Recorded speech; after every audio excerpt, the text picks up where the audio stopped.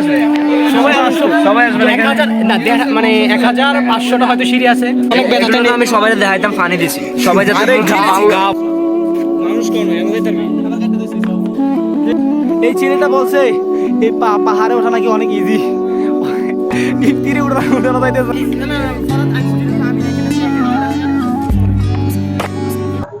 Hello guys, it's me Ferguson and entertainment not that video. Guys তোমরা সবাই কেমন আছো? আশা করি অনেক অনেক ভালো।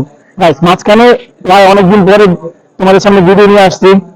প্রায় অনেকদিন হয়ে গেছে কোনো ভিডিও আপলোড দিতে পারতেছিলাম না, আমার ফার্স্ট ইয়ার ফাইনাল এক্সাম চলতেছিল। তো পরীক্ষা শেষ হয়েছে কিছুদিন আগে। তো পরীক্ষা শেষ হওয়ার পর ভাবতেছিলাম কোথা থেকে ঘুরে আসি, একটা ভিডিও তৈরি হয়ে যাবে। তো যেই বেলা সেই সাথে সাথে আমরা চট্টগ্রাম সীতাকুণ্ড যাওয়ার জন্য একটা প্ল্যান করি। প্ল্যান করার সাথে সাথে এখন আমরা কোথায় আছি জানো? Comilla railway station. এখন আমরা আজকে যাবো চট্টগ্রাম সীতাকুণ্ড। সো গাইস তোমরা আজকে ভিডিও দেখতে থাকো সম্পূর্ণ। আশা করি ভিডিও দেখে তোমরা অনেক অনেক আনন্দ পাবে। সো গাইস আমরা চট্টগ্রাম সীতাকুণ্ড অনেকগুলো জায়গায় ঘুরবো। এখানে চন্দ্রনাথ পাহাড়, তারপরে মহামায়া লেক, আর অনেকগুলো জায়গা আছে, সবগুলোতে যাবো এবং তোমাদেরকে দেখাবো। সো গাইস আজকে আমার সাথে যাচ্ছে আমরা 4 জন। আমার বন্ধু ইফতি, আমার চাচাতো ভাই মারুফ, আর পিছনে ক্যামেরাম্যান আছে সাইদ। ক্যামেরাম্যানদের দেখা দিতেছি গাইস। তো এটা হচ্ছে আমার ছোট চাচাতো ভাই, আজকে ক্যামেরাম্যান থাকবে। সো গাইস এখন বাজে 3টা 42, আমাদের ট্রেন আসবে 4টার দিকে। একটা ট্রেনে যায় চট্টগ্রাম সীতাকুণ্ডের দিকে, ওটা একটু পরে আসবে। যদি ওটা মিস হয়ে যায় তাহলে আমার যাওয়া মিস। তো তোমরা সম্পূর্ণ ভিডিও দেখতে থাকো, ভিডিও দেখলে আশা করি তোমরা অনেক আনন্দ পাবে। সাথে থাকো, চ্যানেলটিকে সাবস্ক্রাইব করে আর ভিডিওটি লাইক করে দিন।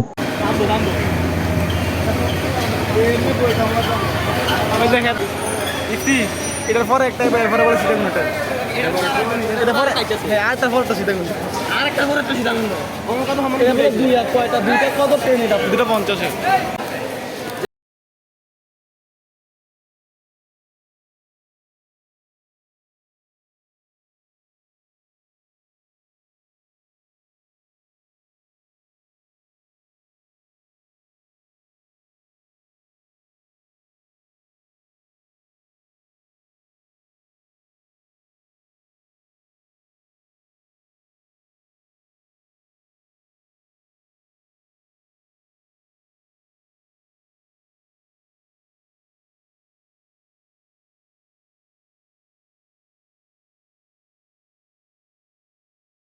চারজন আর টিকিটও কাছে 4টা।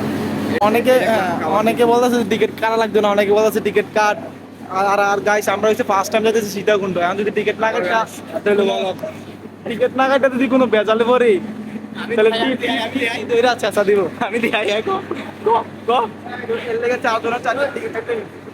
আর এখন যে ট্রেনটা আছে গাইস, এই ট্রেনটার পরে আমাদের ট্রেনটা আসবে। একটা একটা বুটেনে উঠে যেতে লাগছিলাম, আমার এই বন্ধুর কারণে একটা বুটেনে উঠে যেতে লাগছে। আমার বন্ধু বলেছে ওই ট্রেনের ভিতরে আমার বন্ধু অনেক খারাপ, ভিডিও অফ করো। সো গাইস এখন যে ট্রেনটা আছে এটার পরে আমরা ট্রেনটা আসবো।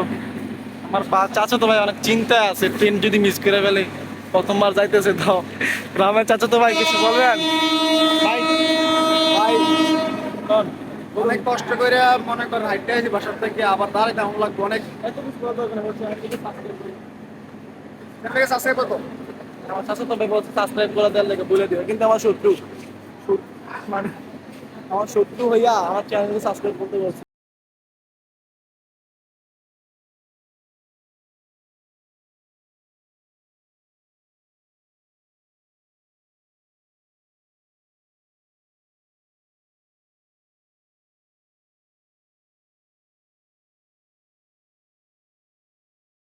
ভুল করছি হ্যাঁ গাইস, ভাই আপনি কি বিক্রি করতেছেন?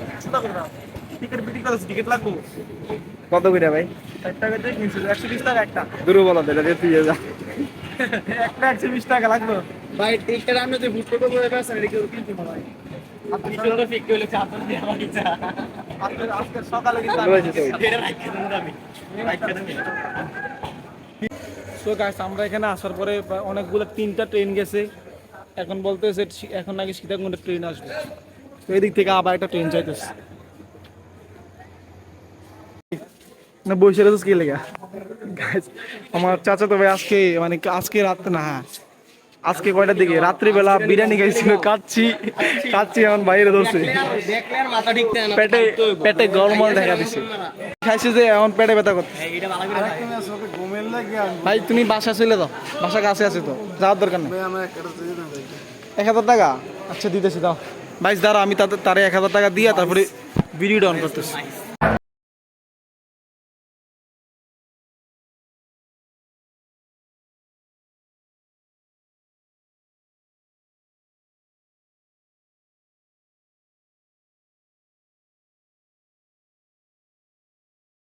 বাংলাদেশের অবস্থা দেখো, ট্রেন ছাড়ার কথা ছিল 3টার দিকে, তো আমরা 2:30টার দিকে রেল স্টেশন আসছি, এখন বাজে 5টা, ট্রেন আসার কোনো নামই নাই।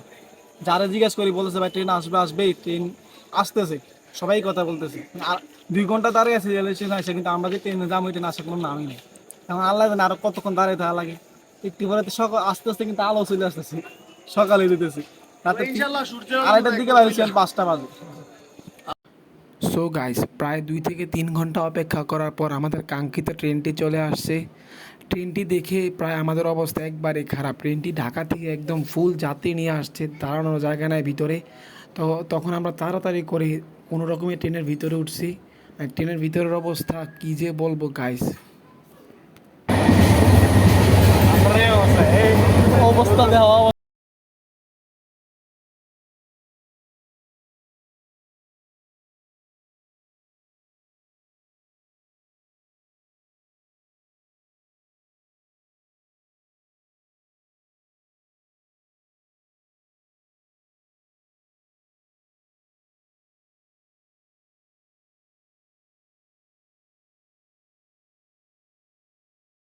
তো ট্রেনটি 3 ঘন্টা চলার পর সীতাকুণ্ড স্টেশন এসে থেমেছে। মানে মানুষ দেখো আশেপাশে কি পরিমাণ মানুষ উঠছিল একটা ট্রেনের ভিতরে।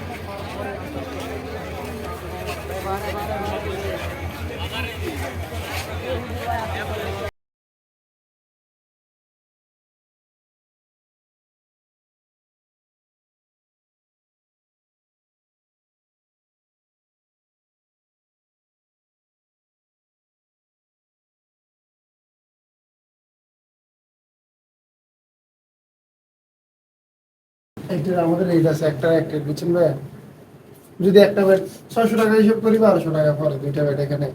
বড় ভাই থান বলছি তাই আমরা ছোট ঠিক আছে 1200 টাকা না ভাই সামনে আমি আমরা টাকা 1000 টাকা আমি ঠিক বলতেছি আমি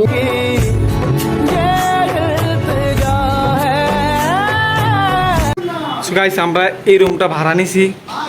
এই রুমটার এক রাত্রের ভাড়া পড়ছে 1100 টাকা করে। 2টা বেডরুম, আমরা 4 জন, তো এর জন্য 2টা বেড নিছি। আর এটা হচ্ছে বাথরুম, মানে মোটামুটি লেভেলের একটা বাথরুম, 1100 টাকার ভিতরে সীতাকুণ্ড। আমরা হোটেলে আসছি, আধা ঘন্টা হয়েছে, সবাই ফ্রেশ ট্রেশ হয়ে গেছি। এখন আমরা বাইরে হবো, প্রথমে নিচে একটা হোটেলে গিয়ে নাস্তা টাস্তা করবো, তারপর চন্দ্রনাথ পাহাড়ে যাবো, তারপর দেখি কোথাও ঘুরতে পারি। কারণ সবাই ফ্রেশ হইতেছে, কারণ আমরা সবাই বাইরে যাবো।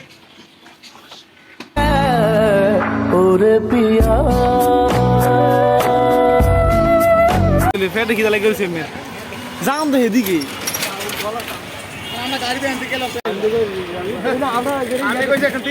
রিজার্ভ কইছে 100, কইছিলাম বেটা আমার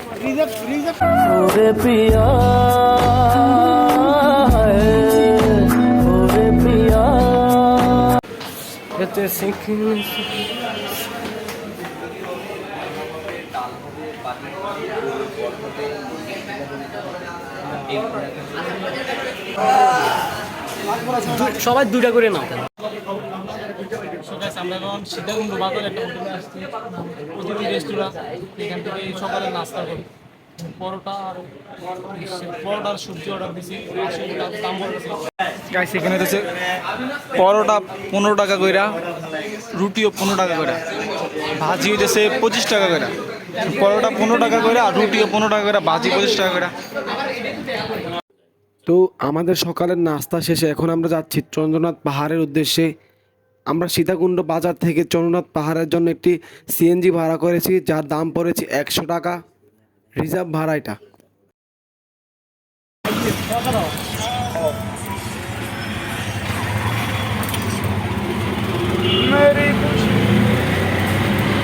মই গান হইতাছি না রে।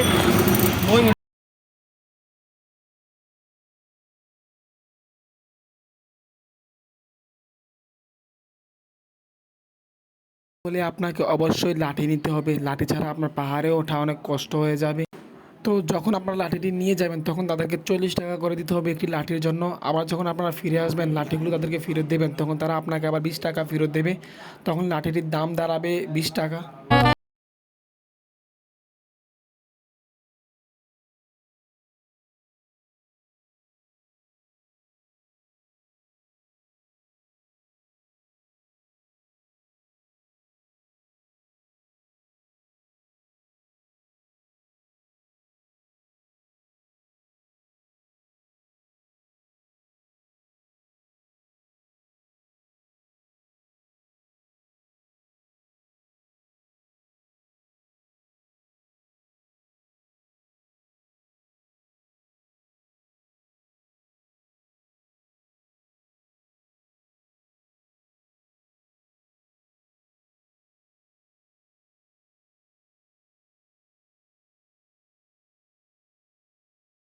সামনে আসলে এখানে দুইটা গেট দেখতে পাবেন।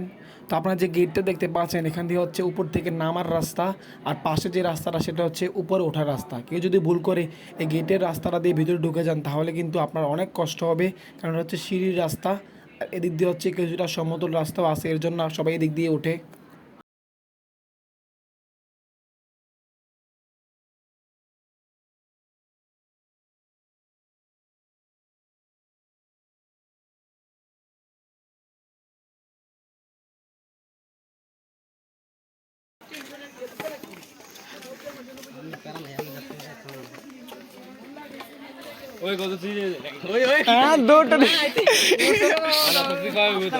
তো পাহাড়ে ওঠার সময় আপনাদেরকে পানি বোঝা করে উপরে তুলতে হবে না, কারণ পাহাড়ের কিছুটা উপরে উপরে অনেকগুলো দোকান আছে, সেখান থেকে আপনারা খাবার দাবার পানি সব কিছু কিনতে পারবেন, সেখানে তুলনামূলকভাবে কিছুটা দাম বেশি।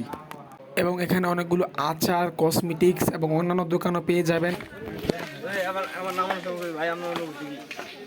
অনুভূতি অনেক। ওই কি 100 কেজি বিজে গেছে।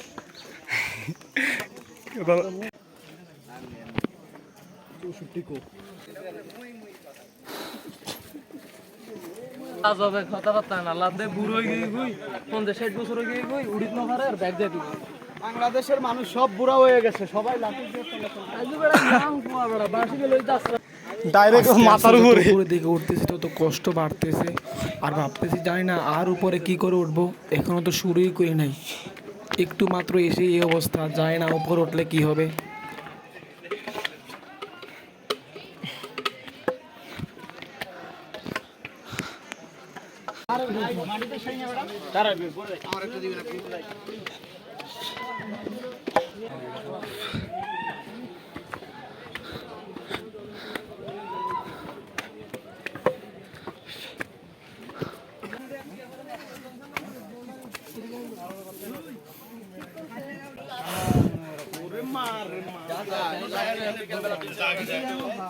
দাঁড়া কি জি এনে যাচ্ছি এনে বেরি ভাই দেখা যায়, এই যে ভাই দেখা যায় অবশ্যই ভাই, আমরাও আছি ভাই, আমরাও আছি।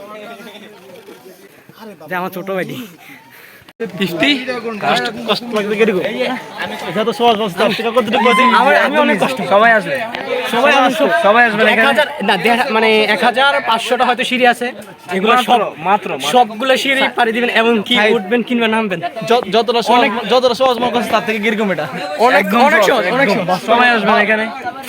ফিলিংস, হ্যাঁ গাইস দেখো, গাম দেখো, গাম সবাই একদম সবার ফিলিংসটা নিয়ে পুরো ভিজে গেছে, দেখো শেয়ার করবা। অবস্থা খারাপ, পাগল হয়ে গেছে। এগুলো তো আমি সবাইকে দেখাইতাম, আমার আঠু আবার অনেক ব্যথা, আমি সবাই দেখাইতাম, পানি দিছি সবাই যাতে সবাই যাতে মনে করে এটা অনেক কষ্ট।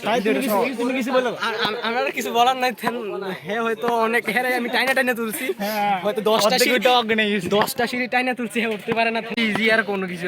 প্রথমে কি করতে জানো, মানে 2টা সিঁড়ি ওঠার পরে এটা দৌড় মারছে, মনে হচ্ছে নিজের স্পাইডারম্যান।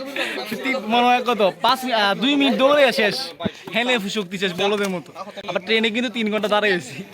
আমাদের সবচেয়ে বেশি অনুভূতি খারাপ হয়েছিল ট্রেনে, 3 ঘন্টা ট্রেনে দাঁড়াইতেছে, আবার এনে পাহাড়। ট্রেনে আমাদের অনেক অবস্থা খারাপ হয়ে গেছে, ট্রেনে আমাদের অনেক কষ্ট করে আইতেছে, এই কারণে এখন আমাদের অবস্থা আরো খারাপ হয়ে গেছে। এখন তো হয়তো এতটা ভাবি নাই যে মানে এতগুলো অনেক জায়গায় পেয়ারও খাইতেছে, আর এত শুয়ে যাবো, আর আবার আমরা বেশি উঠতে পারবো। এনে আর বসে থাকবো না, এখন মই মই করে আবার যাওয়া শুরু করবো। আরে বড় ভাই কিছু বললেন, বড় ভাই আপনার অনুভূতিটা কেমন? ভালো ভাই, কথা আসছে না মুখ দিয়ে, কিছু বলবেন না। আমাদের বড় ভাই সবচেয়ে বেশি হেয়ার মানে মুখে সব মানে বেশি ঘাম। না না না না ভাই, আমি তো তোলার মতো অবস্থা হবো না তো। ফ্যান দেখেন উই অনেক দূরে, ফ্যান আমরা তো হ্যাঁ সিটটা কেন করেছিল সহজ, এখন কি করতেছে জানো, পাহাড় অনেক উপরে আর কি, মনে করছে প্রায় চলে আইছে এদিকে জোশিটটা গেছে, এখন আসে দেখতেছে পাহাড় অনেক উপরে, এখন কি করতেছে জানো, এখন করতেছে এখান থেকে নিচে চলে দেবো। মজা এখন মজা কোনে গেছে, আর দরকার নাই, আমি কইতেছি একদম ইজি এম থেকে মিথ্যা মিথ্যা কে কইছে, সাইড কে কইছে? আমি তো ক্যামেরাম্যান চাকি না, ক্যামেরাম্যান চাইছি ইফতি কইছে, এই যে ক্যামেরাম্যান কে জানি ইফতি বলছে যে এখান থেকে নিচে নেই, আর ভর্তি কইছে রে, অনেক ইফতি কইছে রে, এটা সহজ আছে, আর পরাতে কইছে সহজ না, এই যে ক্যামেরা মিথ্যা কথা কই, তোমরা যাই বলো, তোমরা ক্যামেরাম্যান মিথ্যা ঝগড়া করো না। আমার বন্ধু ইফতি বলছিল যে অনেক ইজি উঠতে, ফ্যান অনেক ফাস্ট উঠতে নাকি পারে। ইফতি ইফতি ধীরে ধীরে ওঠো, ইফতি শেষ।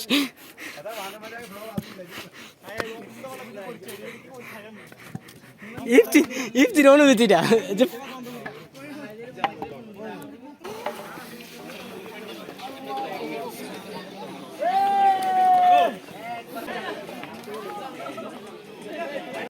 আর আপনারা যত উপরে দিকে উঠবেন তত আস্তে আস্তে সুন্দর সুন্দর ভিউ দেখতে পাবেন।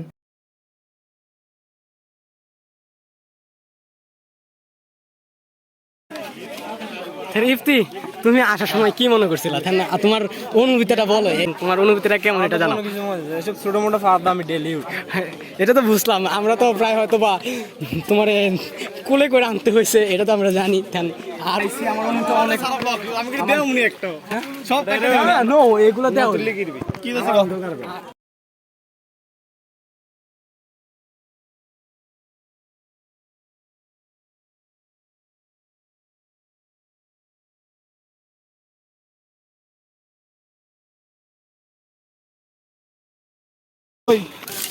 মই মই বললে ওইখানে যাওয়া বুঝতো। আমি যে ক্যাপচারটা করতেছি অনেক কষ্ট করে, কিন্তু যদি ঠিক মতো যদি ভিডিও না করে, আর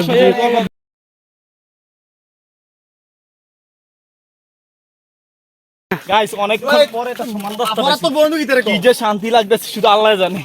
এত শুধু উপর দিকে উঠতে উঠতে পা একবার শেষ, সমান রাস্তা পাই আর কি শান্তি লাগতেছে। একটা ভিউ তো স্টপ গাইস, আমার এই চাচা তো বেঁচে না ছোট, আর জীবন সবচেয়ে বড় দুটা ভুল করছে। একটা সেটা মেয়ের পিছনে ঘুরছে, আর একটা হইছে এই সীতাকুণ্ডে পাহাড়ে আসছে। এই দুইটা তার জীবনের সবচেয়ে বড় ভুল। অবস্থা একবারে খারাপ বুঝতেছে, আর পারতেছি না, কতক্ষণ জিরেতেছি, কতক্ষণ বসে রয়েছি, আরো নাকি আধা ঘন্টা যাই দেবো, অনেকটা উপরে চলে এসেছি, তবুও রাস্তা শেষ হয় না, আর যেতে পারতেছি না। গাইস ইফতিতে বলছে ইজি, এই ছেলেটা বলছে এই পাহাড়ে ওঠা নাকি অনেক ইজি, ইফতিরে উঠানো যাইতেছে না। দেখেন গাইস ইফতির অবস্থা খারাপ, মনে হতেছে একটু পরে ইফতিরে আমরা কোলে করে নিয়ে যাইতে হবে। দেখেন গাইস ইজি একটা সিঁড়ি উঠতে পারতেছে না গাইস, এটা হচ্ছে ইজি।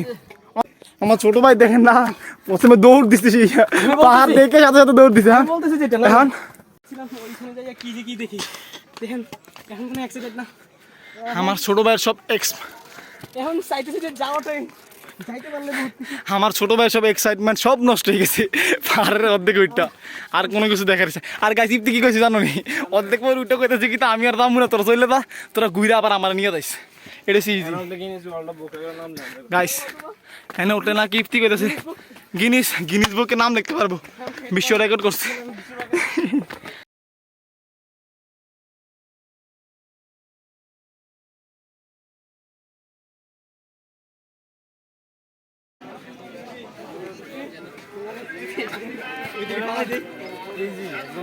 ইজি না, আমি তো ইজি দেখতেছি কতটা ইজি তুমি কেমন ইজি আছো তোমার সবাই আসবে।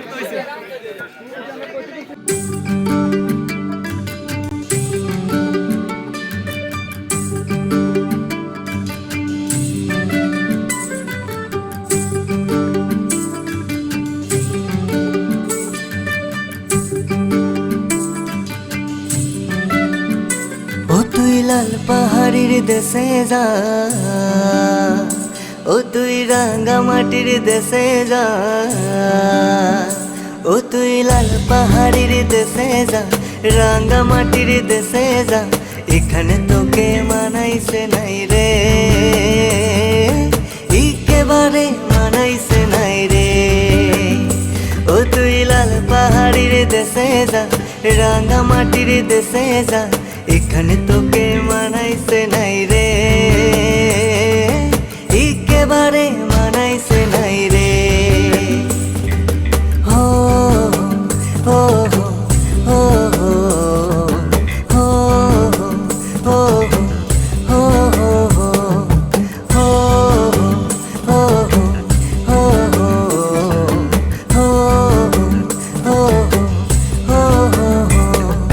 লাল পাহাড়ির দেশে যাবি,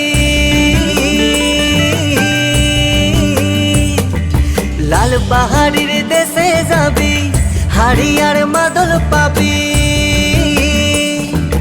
লাল পাহাড়ির দেশে যাবি, হাড়িয়ার মাদল পাবি। সো গাইস, এই ভিডিওটা ছিল চন্দ্রনাথ পাহাড় নিয়ে। এই ভিডিওর আরেকটা পার্ট আসবে যেটাতে আমরা ঝর্ণা এবং গুলিয়াখালী সমুদ্র সৈকতে যাব। তো ওইটারও একটা ভিডিও আসতেছে এই ভিডিওটার পরে। একেবারে মানাইছে নাই রে।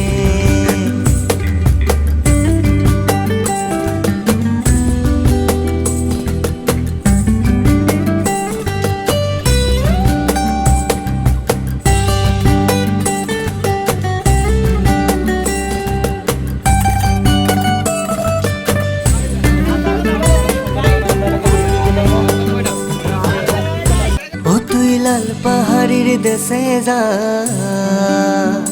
ও তুই রাঙ্গা মাটির দেশে যা, ও তুই লাল পাহাড়ির দেশে যা, রাঙ্গা মাটির দেশে যা, এখানে তোকে মানাইছে নাই রে, একেবারে মানাইছে নাই রে। ও তুই লাল পাহাড়ির দেশে যা, রাঙ্গা মাটির দেশে যা, এখানে তোকে মানাইছে নাই রে, একেবারে মানাইছে নাই রে। হো হো হো হো। সো গাইস, আমরা এখন ক্লান্ত অবস্থায় নিচের দিকে নেমে যাচ্ছি, আর কথা বলারও শক্তি নেই। তো যারা যারা আমার চ্যানেল নতুন তারা আমার চ্যানেলটাকে সাবস্ক্রাইব করে দিবেন, আর যদি ভিডিওটি ভালো লেগে থাকে তাহলে একটি লাইক করে দিবেন। সবাই সুস্থ থাকবেন, ভালো থাকবেন, আল্লাহ হাফেজ।